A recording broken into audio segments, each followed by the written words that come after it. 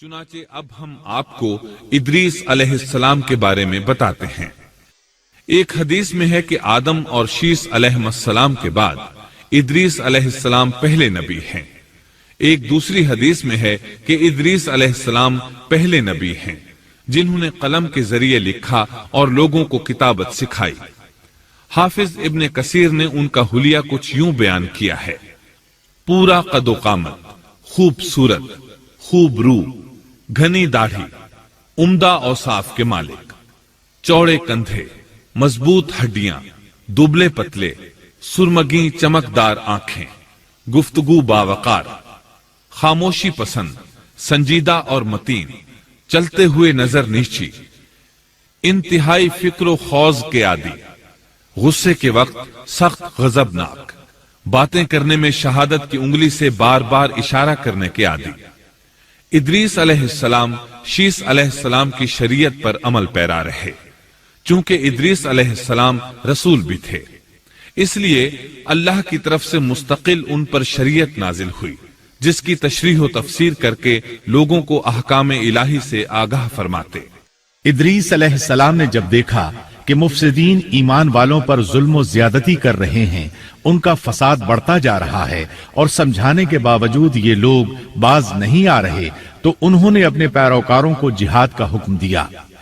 ادریس علیہ السلام پہلے شخص ہیں جنہوں نے اللہ کے راستے میں جہاد کیا، غنیمتیں حاصل کی اور دشمنوں کو قیدی بنایا، لیکن غنیمتیں اور قیدی ان کے لیے حلال نہیں تھے۔ رسول اللہ صلی اللہ علیہ وسلم پہلے رسول ہیں جن کے لیے غنیمتیں حلال کی گئیں، لیکن یہ بات یقینی ہے کہ جہاد سب سے پہلے ادریس علیہ السلام نے کیا۔ انہوں نے جہاد کے لیے سب سے پہلے ایک لشکر تیار کیا، پھر اس لشکر کو دو حصوں میں تقسیم کیا۔ ایک حصہ پیادوں پر مشتمل تھا، دوسرا سواروں پر۔ چنانچہ بھرپور تیاری کے بعد ادریس علیہ السلام نے قابیل کی قوم پر چڑھائی کر دی۔ حق و باطل کے درمیان زبردست مارکے ہوئے۔ آخرکار ادریس علیہ السلام نے انہیں گھٹنے ٹیکنے پر مجبور کر دیا، ان کا بہت سا مال و اسباب لوٹ لیا اور لوگوں کو قیدی بنا لیا۔ اللہ تعالیٰ نے ان تمام باتوں کا ذکر نہیں فرمایا، بلکہ اللہ نے ان کی سیرت کے بارے میں اپنی کتاب قرآن مجید میں اشارتاً ذکر فرمایا ہے۔ مثلا سورہ مریم آیات 56 اور 57 میں ارشاد ہوتا ہے: اور اس کتاب میں ادریس کا بھی ذکر کر، وہ بھی نیک کردار نبی تھے، ہم نے انہیں بلند مقام پر اٹھایا۔ ان کے بلند مرتبے کے بارے میں بخاری اور مسلم میں حدیث موجود ہے کہ نبی کریم صلی اللہ علیہ وسلم نے فرمایا: میں نے معراج کی رات چوتھے آسمان پر ادریس علیہ السلام سے ملاقات کی، وہ چوتھے آسمان پر بلند مقام پر فائز تھے۔ ابن جریر نے ایک روایت بیان کی ہے، وہ روایت اس بات کی وضاحت کرتی ہے کہ اللہ تعالیٰ کے ارشاد وَرَفَعْنَاهُ مَكَانًا عَلِيًّا سے کیا مراد ہے، اس کا کیا مفہوم ہے۔ ابن جریر کے علاوہ دیگر بڑے بڑے مفسرین اور مورخین نے بھی اس روایت کو ذکر کیا ہے، لیکن اس کی کوئی صحیح سند نہیں مل سکی۔ وہ روایت یہ ہے: ابن ابی حاتم وغیرہ نے اس روایت کو ہلال بن یسار سے بیان کیا ہے۔ وہ کہتے ہیں، میری موجودگی میں ابن عباس رضی اللہ عنہما نے کعب رحمت اللہ علیہ سے پوچھا، کعب، ادریس علیہ السلام کے متعلق اللہ تعالیٰ کے اس قول وَرَفَعْنَاهُ مَكَانًا عَلِيًّا ہم نے انہیں بلند مقام پر اٹھا لیا کا کیا مطلب ہے؟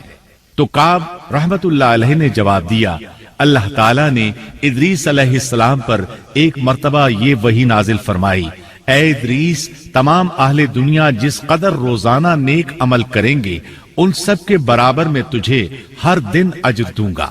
ادریس علیہ السلام نے یہ سنا تو انہیں خواہش محسوس ہوئی کہ میرے اعمال میں روز افزوں اضافہ ہو، اس لیے عمر کا حصہ طویل ہو جائے تو اچھا ہے۔ انہوں نے وحی الہی اور اپنے اس خیال کو ایک رفیق فرشتے پر ظاہر کر کے کہا، اس معاملے میں موت کے فرشتے سے گفتگو کرو تاکہ میں نیک اعمال کا زیادہ سے زیادہ وقت حاصل کر سکوں۔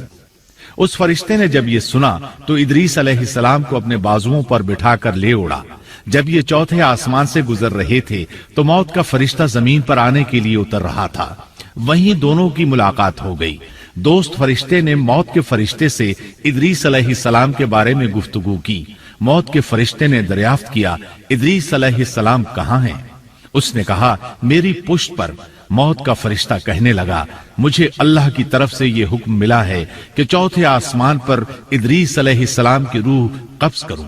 इसलिए मैं सख्त हैरत में था कि ये कैसे मुमकिन है। इदरीस अलैहिस्सलाम तो जमीन पर हैं। चुनाचे मौत का फरिश्ता इदरीस अलैहिस्सलाम के पास आया, उनसे इजाजत तलब की और उनकी रूह कब्ज कर ली।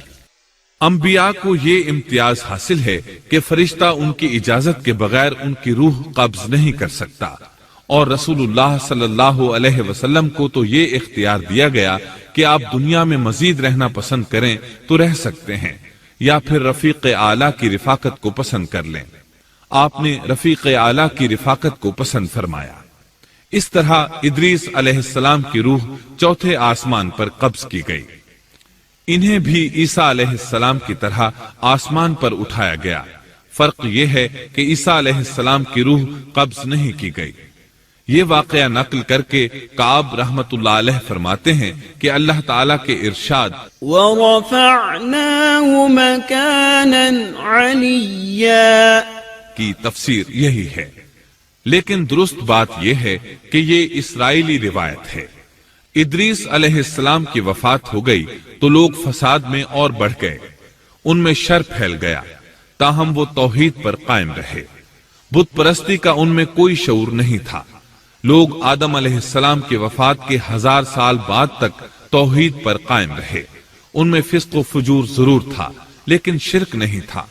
अल्लाह ताला के इस इरशाद कान अन्नासु उम्मतन वाहिदह, दरअसल लोग एक ही उम्मत थे, का यही मतलब है।